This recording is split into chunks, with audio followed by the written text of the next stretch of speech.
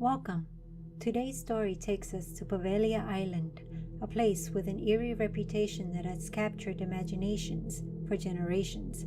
So close your eyes, sit back, and let's begin. There is an island in the Venetian Lagoon called Poveglia. Poveglia has a dark history marked by death, disease, and mental illness, often framed as a haunting tale. The island is now deserted, with both locals and tourists banned from visiting. Poveglia has become the subject of intrigue for paranormal investigators and YouTubers alike, who often venture there to either confirm or debunk rumors that it is haunted by the spirits of those who had died there. This is the story of one chilling encounter. I remember the boat ride to Poveglia Island vividly. The Venetian Lagoon stretched out before me, its waters dark and foreboding, despite the setting sun shimmering off the surface. After spending what felt like forever trying to convince someone to drive me there, and everyone refusing, I managed to rent a small boat from an old toothless guy, whose last words to me were, "Buona fortuna, signorina," or "Good luck, little lady." It was getting dark when I arrived at the island. I stood there and stared at the overgrown ruins that dominated everything. Once a quarantine station for plague victims, and later a mental asylum, Poveglia had earned its reputation as one of the most haunted places in the world. The stories ranged from tortured spirits that wandered the grounds to shadowy figures that lurked in the crumbling buildings. As a skeptic, I had always dismissed such tales as just exaggerations, but now that I was here, I felt a sliver of doubt creep in, and that made me uneasy, to say the least. I grabbed my backpack and started walking. The air was so unnaturally still. No birds, no wind rustling the trees, just complete silence. My boots crunched against the gravel as I walked. The sound was loud in the eerie quietness. My first steps into the hospital felt like crossing a threshold into another world, one where time had stopped. The first few steps into the hospital were suffocating. The air was so heavy, not with humidity or heat. No, it was something else. It felt like walking into a room where an argument had just taken place. You know, that thick tension that's so thick it clings to your skin? Yeah, that type of tension. The interior was just as bad as the outside. The walls were peeling, exposed beams everywhere, and plant life in every nook and cranny. I stopped to get my camera out to start recording. You know the old saying, it didn't happen unless you have a picture of it, right? I turned it on and started recording the area around me. As I panned across the room, it began to glitch. The image warped for a second before the screen goes black. I cursed as I gave it a light tap and brought it back to life. Turning a corner, I entered what looked like a treatment room. A rusted gurney lay on its side, and the cabinet glass was shattered and all over the place. I shined my light on the medical charts laying about and the graffiti that was on the walls. As I stood there trying to read the graffiti, I noticed a shadow move across the wall opposite me. It wasn't my shadow, because the only light was my flashlight. And well, you know how that works. I gripped the flashlight tighter and stared at the shadow. It stopped moving and just stands there. It felt like it was watching me. It was then that I noticed my breath fogging the air. "Who are you?"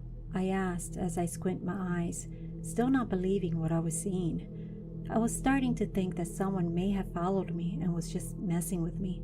I was about to warn them that I had a weapon when the gurney in the room creaked. The rusted wheels scraped against the floor as it shifted towards me. My heart damn near came out my rear as I backed away, almost tripping over something. I looked back at the shadow, but it was gone, and from just behind my right ear, I hear the word, "Go." The flashlight flickers as a sudden cold wind rushed past me, slamming the door shut behind me with a bang. That was it. I ran out of the room and down the hallway. I stopped when I reached the staircase. Logic screamed at me to leave, but my curiosity kept me in place. As I stood there, I started hearing laughter from somewhere. I looked up, and yeah, I heard the unmistakable laughter of kids from the upper floor. I blinked a few times in disbelief before turning the camera towards it. I came to find proof of ghosts, and now I wasn't so sure I wanted it. I decided to head to the bell tower. Legend has it that the doctor had thrown himself from the top, driven mad by the spirits. The climb was treacherous, but when I finally reached the top, the view was breathtaking. The island, bathed in the moonlight, was both beautiful yet haunting, but my awe was cut short. The bell, rusted and silent for decades, began to swing. A single, deep chime echoed across the island. My blood ran cold as I stepped back. There was no wind, so what could have possibly caused it to move? "That's it. I'm done," I whispered to myself as I started descending the stairs. The further I went down, the more oppressive the atmosphere became. Shadows flickered on the edge of my vision, and the whispers became more insistent. When I reached the first floor and began making my way out of the hospital, I was stopped dead in my tracks by an old, rusted wheelchair that toppled over right in front of me. Its wheels were still spinning. I backed away slowly with the intention of booking it when I hear a voice clear as day right behind me in Italian. "Perché sei qui? Why are you here?" I spin around, my hand shaking like a leaf, but the room was empty. My pulse thundered in my ears as I took a step back, and that's when my light shines on them. There were faint figures beginning to emerge by the staircase. They were pale, yet slightly translucent. Some were dressed in tattered medical gowns, while others were not fully clothed. They didn't move at first. They just stared at me with hollow black eyes. But then they started walking, and that was it. I turned to run, but ended up tripping over the wheelchair and landing hard on the ground. I scrambled to sit up and reached for my flashlight that had fallen out of my hand. As I grabbed it, the light started flickering again, casting the room into brief intervals of darkness, and every time the light returned, the people were closer.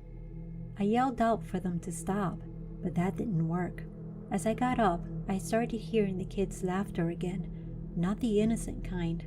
No, this laughter sent icy needles down my spine. I started running and burst out of the hospital. I didn't stop running until I was halfway to shore. Only then did I turn around and try to catch my breath. The hospital stood behind me, dark and silent.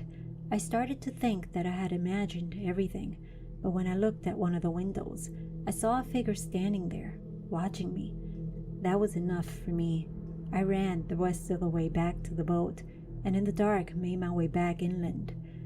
As the island disappeared into the distance, I made a silent vow never to set foot on Poveglia again. Hey guys, if you like these kinds of stories, comment down below your country's local urban legends, and I'll create a story around it. Don't forget to subscribe and hit the like button. Thanks for watching, and I'll see you in the next one.